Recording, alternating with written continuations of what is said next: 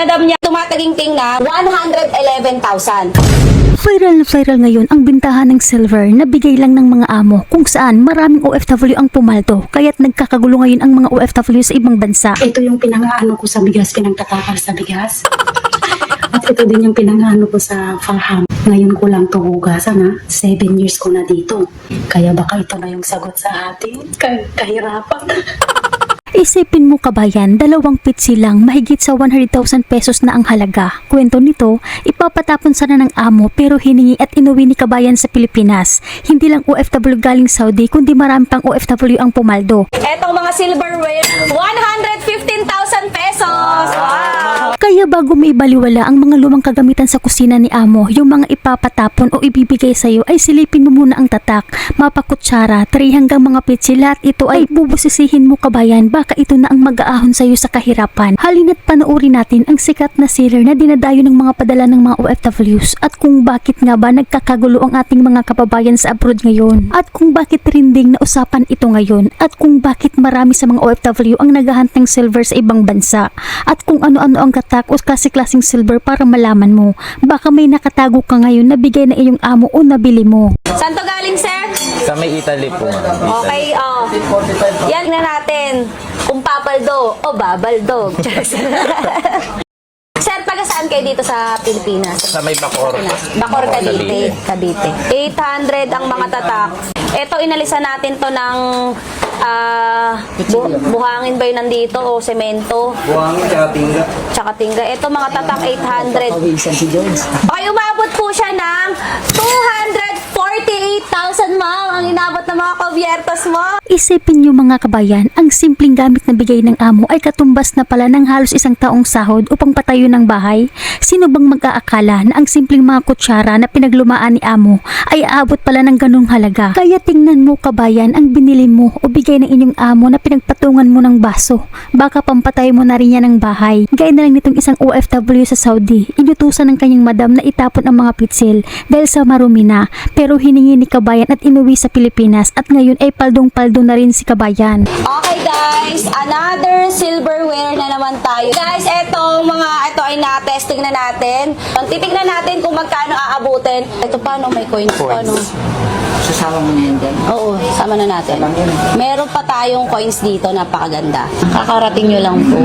Ang amo ko sabi niya, nangitim na, tapon mo na yan. Katapon ng madam niya kasi marumi na, pero hindi alam ng madam niya 50 mil halos sa presyo nito sa amin. Ano kayo? Yan, 140 ang kanyang grams. So, okay, tumataginting na 140 times 98. 111,000. Pero dahil tumakas nga ngayon, 140 times natin ng 105. 105. Sir, naging 119,700 na siya. So, sir, saan ka, sir? Tapos, Copy. So, dahil sarado mo na to 120,000. 300 lang naman na yan, sir. Nag-ano pa kayo, sir? Aeroplano, barko? aeroplano. Kailan kayo dumating? Kahapon. Biruin niyo mga kababayan, ang laki ng halaga kaya hindi natin masisi ang mga OFW kung bakit sila nagkakagulo ngayon sa paghahanap ng silver. Mantakin niyo ba naman kasi, isang gamit lang pero pang down na ng bahay, pambayad na ng utang. Another silver tray. So, guys, tignan natin kung magkano aabutin. Anong merong stamp nito, kapatid? Ha?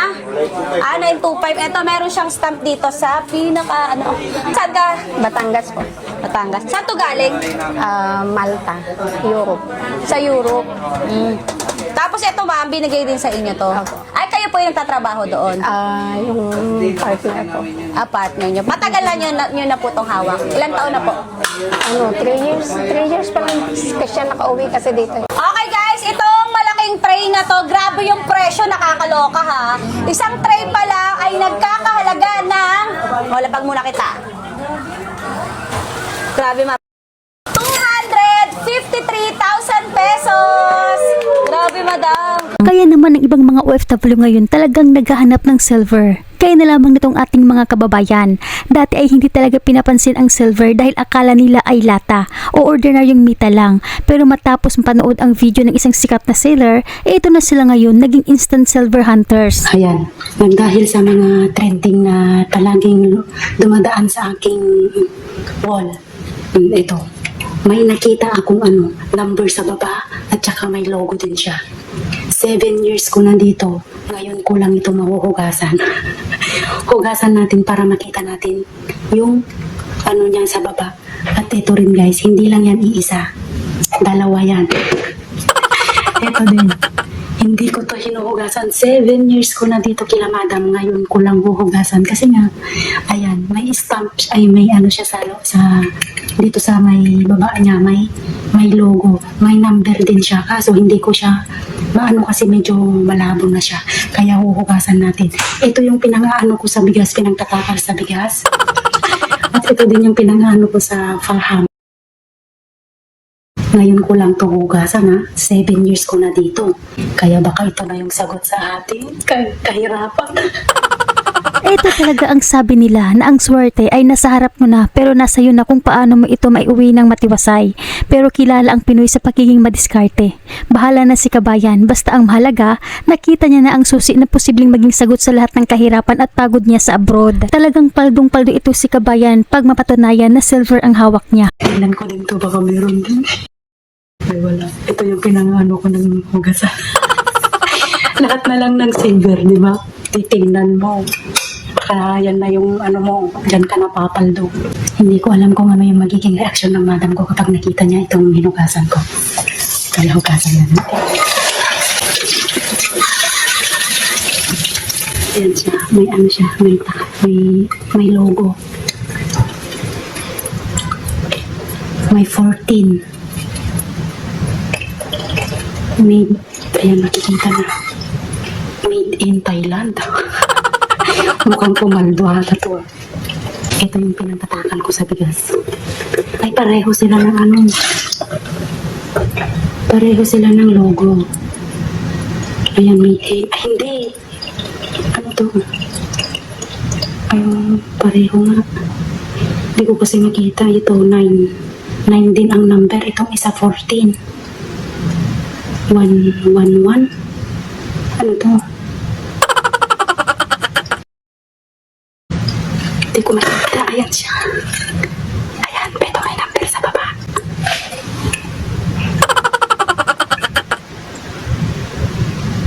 Hindi ko makita. 14G, 14C. Ay, naku po. Paano ko ito malalaman? Ayan, mabigat din to, mabigat to. Ito magaan lang. Day 4 ng aking paghahanap ng silver dito sa Haraj. Akalain mo yun, no? Sa paghahangad nating pumaldo, umabot ako ng ika-4 na araw. Medyo nasisiraan na ako ng ulo dito. Dahil sa mga silver na yan. Yung mga nagbebenta ng silver sa Pinas, talaga bang napulot niyo yan o binili niyo? Bahala na, ewan, magtiyaga na lang ako dito. Hindi ko akalain na abot ako ng 4 days sa kakaganito. Medyo napapagod na rin ako sa totoo lang. Kaya naman iniba ko na yung strategy ngayon. Diretsuhan na, tatanungin ko kung may silver dito o wala. Sidik. Mapi silver है ना? silver. Ada silver? Silver daw to. Silver. Ada silver. Lah? Kam puluh sabi? 200. 200? Mitid? 20. 20 real daw to. Silver daw. Tanong na natin kung may silver para diretsuhan na. Hindi na tayo maghanap. Silver na. Silver. Gold, silver. Mapi silver? Silver? Ha? Silver. Silver وش يبغى silver؟ Mapi malam silver. silver معلم silver هذا وش يبغى في دلة في بريد Same ada. same هذا silver Ayo. Silver daw to. Wala. Mapi silver. هذا silver ما في silver 500 Ada silver? أيوة Syedad. Sabi niya silver eh. هذه Niloko na ito eh. Syukran. Nasyube na mas. Alam din nila yung silver, di ba? Pero tingin ko hindi nila bibigay yung silver eh. Puro nakikita ko dito mga made in China, India, ganun. So, ano ba? Tigil na ba natin itong pangarap natin? Pero sige lang, hanap lang tayo dito. May pa oh. Sobrang laki na itong Haraj na to, alam nyo. Hanggang doon yan sa dulo. Tapos ito yung pinakadulo niya. Ayan. Guys, dahil usok-uso ngayon ang silver. Pag uwi ka ng Pilipinas, magbitbit ka daw ng silver. Patignan mo, baka may halaga at pwede mong mabinta. So tignan natin, ang daming silver dito. Oh, ito. Ang bigat. Oh, ang bigat niya, no, grabe. Magkano kaya to? Paldo na ako nito pag iuwi ko yan. Oh, meron pa. Oh, yung thermos nila silver. Yayaman na talaga ako nito. So hindi lang yan isa, dalawa yan. Oh, silver, patay, yayaman na ako nito. Sa silver lang pala ni Madam ako yayaman. So meron pa. Oh, mangut kutsara, puro silver. Yung inita ng pagkain, silver. Ay, yayaman na talaga ako nito. Meron pa. Oh, strainer, silver. Lahat yan. Oh, silver. Ay, Diyos ko, yayaman na ako nito. Pati yung gawaan nila ng Arabic coffee, silver. Asis ko, papaldo na ako. Di na talaga ako mag-a-abroad. Oh, meron pa talaga. Oh, silver. Yayaman na talaga tayo dito. Ano pa, titignan pa natin. Baka may pwede pa tayong ibenta. Diba? Oh, ito. Oh, yung panghiwaan nila. Silver. Ay, Diyos ko, mayaman na talaga ako nito pag uwi ko ng Pilipinas. So, meron pa. Pati ba naman yung walis? Oh, yung ano ng walis, silver. Naku, paldong-paldo talaga ako nito pag umuwi ako ng Pilipinas. Maghanap pa tayo. Saan pa kaya may silver dito? Diyos ko, mayaman na talaga ako. At ito ang mga dapat nyong malaman mga kababayan tungkol sa tatak ng mga silver para hindi kayo maluko o malaman nyo kung jackpot na ba ang hawak nyo. Huwag basta-basta maniniwala sa kinang. Tingnan ang ilalim o gilid. Narito pakinggan po natin ang mismong seller na dinadayo ng mga OFW. Okay guys, marami nagtatanong kung paano ba daw mag-uri ng silver. So meron tayo ditong 4 na sample. So, eto, patakan mo to. So, yan. Ito, patakan mo rin tong, ito copper. Yan, magi-green siya. Tapos yung stainless, walang reaction. Etong plated. Magpuputi siya na parang silver. So, kailangan pa natin siyang magkikil o magkikil ka para makita hanggang loob. Makakuha tayo ng sample hanggang loob.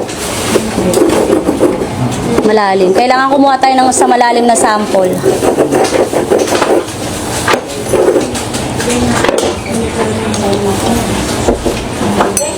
Ayun, nag-green na siya. So, ibig sabihin yan, plated lang, labas lang ang silver. So, meron tayo ditong silver.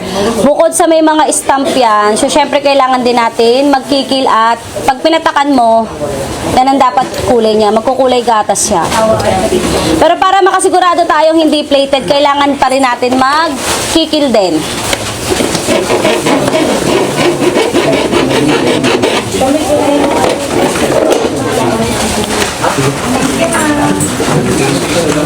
So, ayan, silver talaga hanggang loob. So, ayan yung pagkikilatis ng silver. Nagputi lang siya, nagkulay gatas siya. So, guys, yung pinakita nating video kanina, yun lang yung sample na pwede nyong gawin sa bahay bago kayo pumunta dito sa shop. Yung nitric acid o yung acido, may nabibili yan sa Orange App. At least, bago kayo pumunta dito, may idea na kayo kung mga silver ba yung dala nyo or hindi, kung stainless, plated, or copper lang. So, may papakita din pala ako sa inyo mga silver hallmarks na pwede nyong sundan din or para may idea lang din kayo na silver yung dala-dala nyo. So, ito yung mga hallmarks na pwedeng makita sa mga silver. Yan. Mga Italy, Britanya, ayan. Ano pa ba yun? France.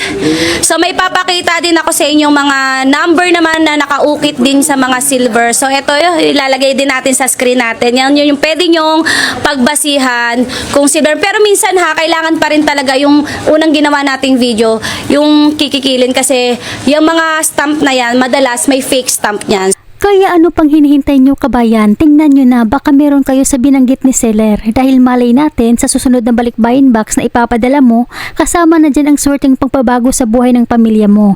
Hanggang dito na lamang po, mag-ingat po kayo palagi kung saan man kayo ngayon.